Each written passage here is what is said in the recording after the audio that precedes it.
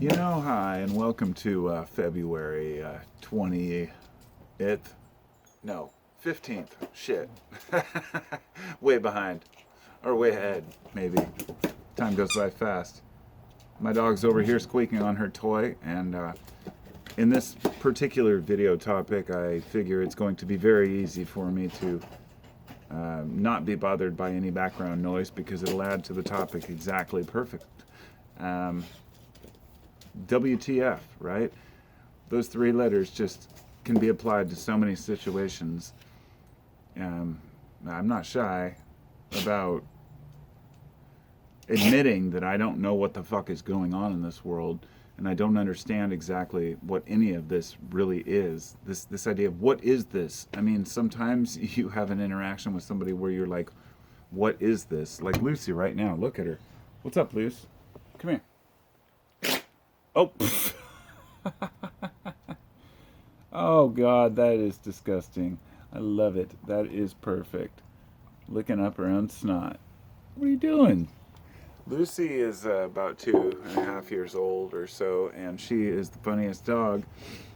And when I was sitting here thinking about items around me, because I have a camera in front of me, which is my phone. Something as a kid, I couldn't imagine we would all have a device this awesome for photography, music, everything else.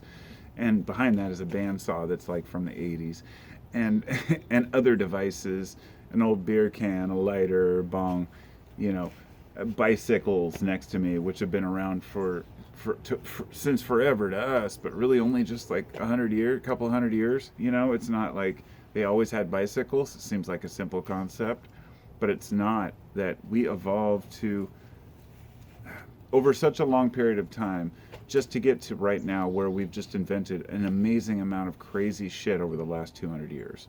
I've got my chop saw back there where I can cut perfect angles on lumber. My sander over there where I can get a nice finish. Stuff that would have taken people in, many cultures just, weeks or months to make. And there's still that desire for the old ways, right? But that's not the point here.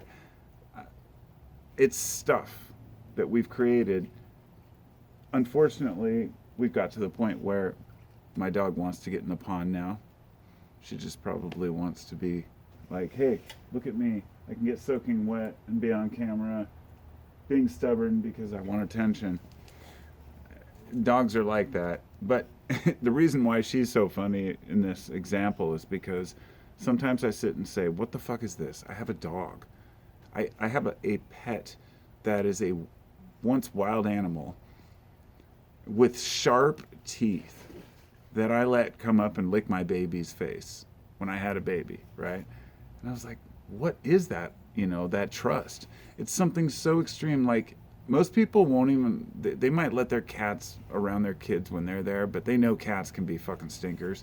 I've had plenty of cats. I love cats, but if the baby starts messing with them, they're going to claw the baby. The dogs are so patient. There's a developed sense of trust among canines and humans that it can be broken if you're a bad owner or a bad trainer, of course. That's the problem with, pit bulls' bad rap, and that pit bulls actually, by nature, really aren't that much as violent as people make it out to be. It's just that they grow up in that environment and have sometimes those genetic lines where people raise fighting dogs. Now, believe me, my wife could tell you all about this because she was bit by a pit bull and ripped her whole cheek across when she was like, I think 16 or 15. And so she was very averse to pit bulls for a long time. But, you eventually realize that the point being here that humans can raise a lot of dogs to be violent, or they can just be total lovers. And isn't it funny how we as humans connect to one another the same way? That we want other people, our friends, our family, to love us, to be able to love them, to make new connections and have fun, enjoy this thing called life, right? And we want to share it with as many people as we can.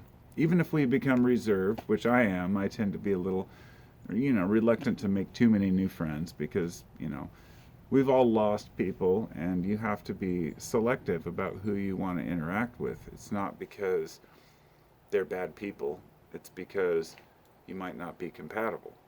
And so to me, it's about like wherever the energy is the best, you know, the hippy dippy shit, I guess. But I still believe that, you know, the people, and it's funny because two people might not be compatible or relate to each other at all, but they might both be awesome people on their own. We've all had friends where those two friends can't get along, but they're both just awesome people to us, and I think I think that's an awesome thing. I was thinking about craziness this morning. We were watching this thing about Rick and Morty and how, you know, the dude who was the voice was all fucked in the head and was an abuser or some shit. I don't follow, you know, what's going on in Hollywood, but apparently he was abused, you know, domestic abuse, something like that.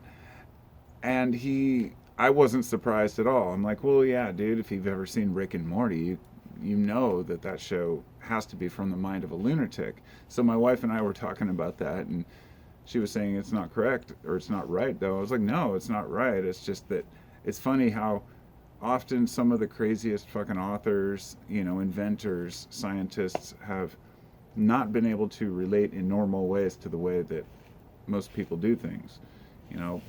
And it's not just abuse. It's like, for some, it's an inability to even relate to people. And I promise this has something to do with the topic at hand, which is how crazy everything is. When you look around you, you see all the objects, you realize not only were all these invented by people, but that each one of those people was completely different from one another. And some ideas crossed paths with each other, and eventually we came to the world we're in right now. I'm not going to even try to predict what it's going to be like in 10 years with AI, but I look around and I try to embrace all the amazing things that we have in the world instead of saying, look at all the waste we've created, right? I mean, or look at how bad things have got in society, you know? Because I don't feel like it's really that bad. I think that it's going to be bad for a lot of people in the long run, but I feel like we have to entertain ourselves and kind of make it as funny as possible. Enjoy it as much as possible. And look around at weird things like even a lighter like this. It just trips me out, you know? Or jars have been around for 100 years. Beer for thousands, right? Still enjoyed today. Not changed very much.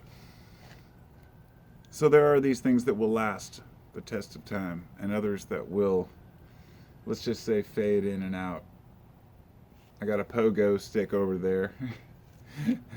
You know, people are always going to want to bounce. We've got a cooler. People always want to keep stuff hot or cold.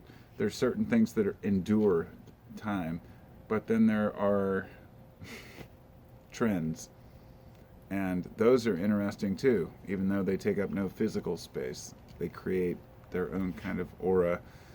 I feel like I'm just rambling now because I can't get my point across, but I'll just leave it at that, and that's my video, because I got across exactly what I needed to. Bye.